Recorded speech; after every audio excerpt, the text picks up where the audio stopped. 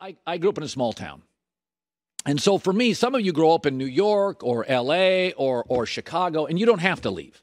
There's jobs there.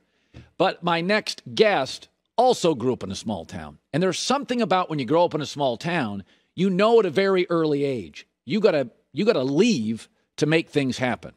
And I think it's a great quality. I think America, if you look at many of the great technological advances, our politicians, a lot of small town people are just jumping around. They're mobile. They're taking big risks. They're putting themselves out there, and they end up changing our lives for the better. And Lincoln Riley was once from a small town, and he is now living in Los Angeles. The new USC football coach now joins us live in studio. Let's bring in Lincoln Riley. So I was telling my staff yesterday, fight on. Look at that. Thank you very much, Lincoln. Absolutely. You know, my staff said this yesterday. They said, listen, Oklahoma's a great job. There's no reason. 99% of coaches in the history of the world would never leave Oklahoma. But there is something about you and your beautiful family and your young girls and that small town thing. And when you grow up in a small town, it becomes part of your life. You got to take some risks. Was that a component to leaving one of the top 5 jobs for, in my opinion, a top 1 or 2 job? I think that's fair to say. And I would say we've definitely been shaped. Both me and my wife are from small towns. I think we have been shaped by our upbringing and not afraid to take risks if we felt like they were the right opportunities at the right time. And that's essentially what this was. It was very difficult to leave Oklahoma. I love Oklahoma. They were phenomenal. It was nothing about something that Oklahoma wasn't. It was seeing this opportunity for our family, for USC, and what we felt like this program could be that just really intrigued us, and just it felt like the right thing to do and the right opportunity at the right time. You know, the Pac-12 years ago wanted both Oklahoma and Texas in the conference, and I had said at the time they feel West. I know Oklahoma's part of the South, but I can't get my arms around Oklahoma in the SEC. Getting my arms around progressive Lincoln Riley in the Pac-12, it like fits. You feel like, I mean, say what you want about the Pac-12, but a lot of our offenses, Bill Walsh, Don Coryell, Air Coryell, Chip Kelly, modernized football, 13 seconds a snap. There is something about you feel like the Pac-12 to me. Does that make sense? It does. I think when we thought about the fit, both from a football standpoint, I think culturally, just for our family, there was nothing about this that was uncomfortable. I agree with you. There's been, obviously, this is an innovative place. It's one of the greatest cities in the world for so many different reasons. And hopefully we can bring something to it. And you can feel the energy in this city. I mean, we could feel it yesterday as we traveled around, got introduced to so many people. And I think that's something that we'll feed off of and be excited to be a part of. Listen, Brian Kelly just took an LSU job. A lot of times, I've always defended coaches on this because schools don't give you much of a heads up when they fire you. It's not like you guys in the recruiting wars have to give people a long tarmac on it. When I read the clippings, and I followed this story pretty closely for a month, it was sudden. I didn't hear your name until like 3 days ago, maybe 2. It felt sudden to me. Was it sudden? It was. It was very sudden. I was totally committed to our team as we made a championship and playoff run, and made that very clear to anybody that was interested. And yeah, we got to Norman late Saturday night, early Sunday morning. Had a conversation that USC had some serious interest, and slept for a couple hours. Woke up, had a conversation with the USC people, and you could feel their energy. I mean, you could feel the leadership from the very top is willing to do the things that maybe haven't been done here as of recent to get USC to where it needs to be. And when you combine that commitment from the people in this university with the history, the tradition, the opportunities here at USC, the future is so bright. And just, again, to us, that excitement was tough to ignore. You know, it is interesting. Programs like this, then there's 6 or 7, Oklahoma's one of these, Alabama, Ohio State, USC. They're generally not your classic rebuild. They're more of a reboot. Right. There are some offensive line personnel issues for USC, but and you You haven't seen a ton of the footage, right? You're looking at film right now. Take me to what the process feels like to you, like year one, year two. Are you thinking about that in terms of, okay, this is what we implement first. This is where we go second. Here's our needs third. Or can you patch it up with a transfer portal now much more quickly? I would say there's a balance of both. Certainly getting the right staff in here is a key priority. There's going to be certain steps that we're going to have to take that are going to take time. It's not going to happen overnight, but at the same time, as you mentioned, there is opportunities to rebuild rosters and to add to rosters and change rosters. There's more opportunities to do that than ever before. There's so many different ways that you can go about it. So I think a big part is having a staff that can be creative, that can look at, hey, here's where the roster's in a great place. Here's where we need to add. Here's where we need to change and adapt. And again, I think once all the future recruits and future SC players out there see what we've seen, the commitment and what this place is getting ready to do in terms of going completely all in on this football program, I think that's what sold us. I mean, at the end of the day, that's a big reason why we're here. We saw that. And in some ways, we were kind of like recruits. And so I think when all of these people see what we saw, I think we'll have some great opportunities to add some great Trojans. Not to be nosy, but take me to the moment you decided to take the job and your wife, and take me to the moment, 6 in the morning, 7 in the morning, and there's that moment where you're loyal and you got your program and you're being sold something and you're an aspirational person and something flips. And take me to that moment if you could. Yeah, I honestly didn't think I would do it. I really didn't. But we were interested enough to have a conversation. We had a great conversation with the leadership at SC. And after we got off the call, my wife and I just sat there and we really broke it down. And it was a tough decision. I mean, there is no denying that. I mean, leaving Oklahoma, not just the quality of program at Oklahoma, but the people there, the relationships. I mean, that was 7 years of my life. You know, we had a historic run there. My second daughter was born there. I mean, we were very entrenched. And so the gravity of not just taking the job and the excitement, but of also knowing what we were leaving was tough, and it was very emotional. But we both believed at the end of the day that this was right. It was right for our family. It was, and so we, despite being nervous, I think apprehensive about having to leave a place like OU, the confidence we had in this place and the opportunity just it outweighed that. And so it was very emotional. It was bittersweet in a lot of ways, but we are thrilled to be here. By the way, the accolades for a 38-year-old coach, most wins by any Sooner coach first 5 years, most points per game by any Division I coach in the last 40 games coached. I've heard this before. Jimmy Johnson has told me this.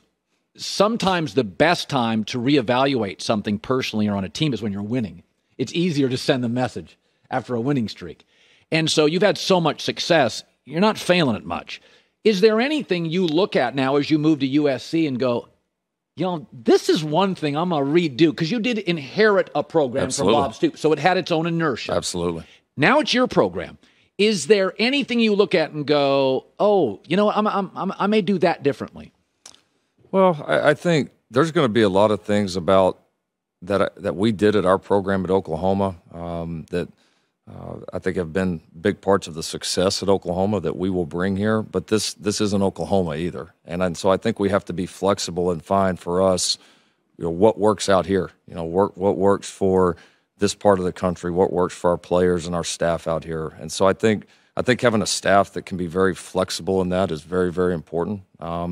I think the first thing to me that comes to mind is the culture and accountability within the program. And again, I'm not judging anything before. For me, it's going to be about these days going forward. But I know enough from being in that program at OU that if you want to have a championship program, if you want to truly compete and be at the top, you better have a locker room that's about that. You better have guys that are about each other, guys that care about the program, guys that want to win, and guys that are able to put that in front of the personal accolades and all the individual needs and wants that are out in the world right now. Because the crazy thing is, when you care about the team and when culture is important and when you just want to win, the individual things come. And you see that with the great players in any sport right now. the majority of the great ones are great team guys, and a lot of their success has started because of that mentality. And so we're going to do everything possible to make sure that when somebody walks into our football program, when somebody gets around our program, they feel that. You know, Michigan beat Ohio State this weekend, and it was the first Jim Harbaugh team that I felt had a real identity. They always had talent. Michigan's always got talent. But I was like, oh, this is power football. This is a real identity. 7 yards a chunk. When Ohio State can't stop you, you're a good football team. If I said to you what you want USC to be in 2 years, if people go, oh, USC, blank. What football? I want a football brand. Yeah. I think so many people with the game and the way the game's evolved, talk about the speed, they talk about the throw game, all the flashy plays on the edge. It still comes down to physicality. It still comes down to being dominant at the line of scrimmages. And our best OU teams on both sides of the ball certainly had that. And so I think that's what we have to build here. I think it starts with the big guys. It starts with being dominant on the fronts because that allows you to do all the different things that you want to do from a skill like to run standpoint. the football. Absolutely. We were tremendous at it at OU. It was a huge part of our success. It's something we believe in, and defensively the same way. We believe in building it from the front back, and so we're gonna that'll be the approach. But I want people to see us play with an edge. I want people to see a smart football team and a team that plays for each other. And to be great, again, to be a championship team, you can't have holes. You can't have weaknesses. You got to be really strong on all sides this day and age, and we certainly are going to have the opportunity to build that. Pac-12 has always been, I think, the conference of innovation. I really believe that. There's other conferences that do other things. The Big Ten's always felt like, right in the middle of the country. Like, it's just cold weather football, and there's a certain player that you would recruit. You got to be a tough kid to play in that weather. And the West Coast, it's fast. We got Arizona schools and LA schools. And, our cold city is Boulder, Colorado. We don't have all the snow out here. Yeah. It's interesting. I feel your offense and your kind of system works out west. This is not a shot at the SEC, but you didn't get a say on Oklahoma going to the SEC. Was there a little part of that ever was that in the decision at all that you're a Big 12 guy and a Big 12 coach and, SEC? Was that part of it? 0%.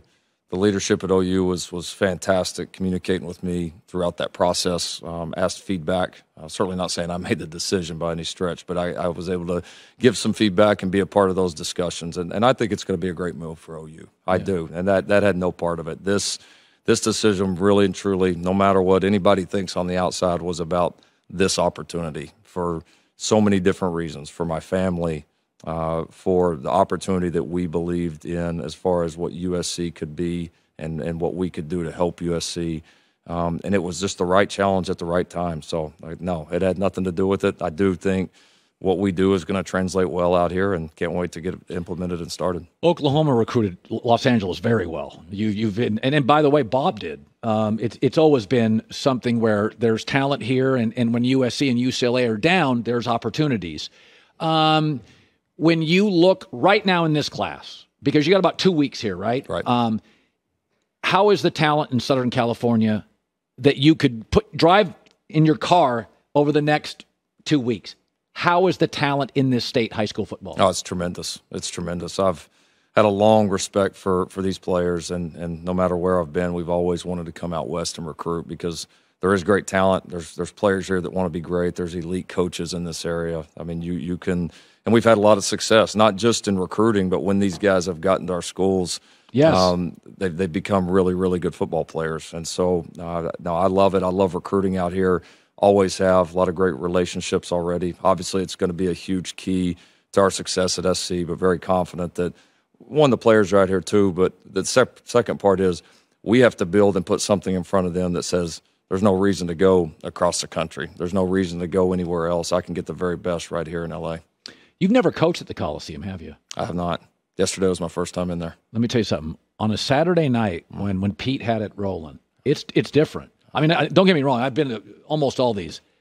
Will Ferrell's over there, and you got it's such a crazy scene because in Los Angeles, it's always been a Laker, Dodger, USC market. It's nothing against the Rams. It's nothing against the Clippers, but it is such a, in big cities in America like New York and Philadelphia, Joy and I think she's from Pittsburgh. That's a pro sports town in Miami. And I'm from, part of the country where it is like pro sports town. It's a remarkable scene in Los Angeles. This city of all these pro sports, when USC is rocking, it is the ticket in town. It's incredible. You're just going to have so much fun. Now, have you met with the players yet?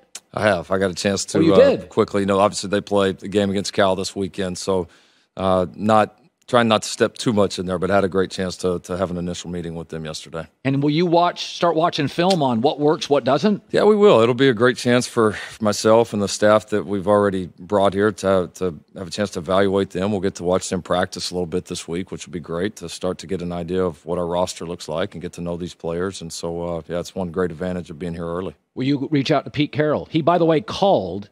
I don't know if you were told this. Pete Carroll called USC and was so overjoyed that you were hired. He's like, grand slam. He loved you being hired.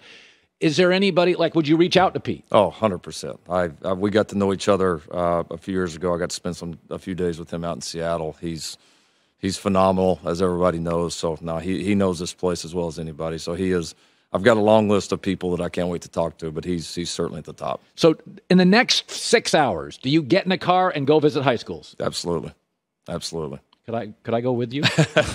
I'm sorry. I'm a total dork. By the way, Leinart and Reggie Bush. Leinart still wants to show you he's got an arm. You're just going to have to tolerate it. That's okay. I can handle that. Great meeting you. Great seeing you. Thanks, Colin. Appreciate it. Lincoln Riley, new coach at USC. How exciting is that? Hi, everybody. Thanks for watching. Subscribe here to get the latest from the show. Also, be sure to check out more of the best clips from The Herd or go watch a few segments from other shows on FS1.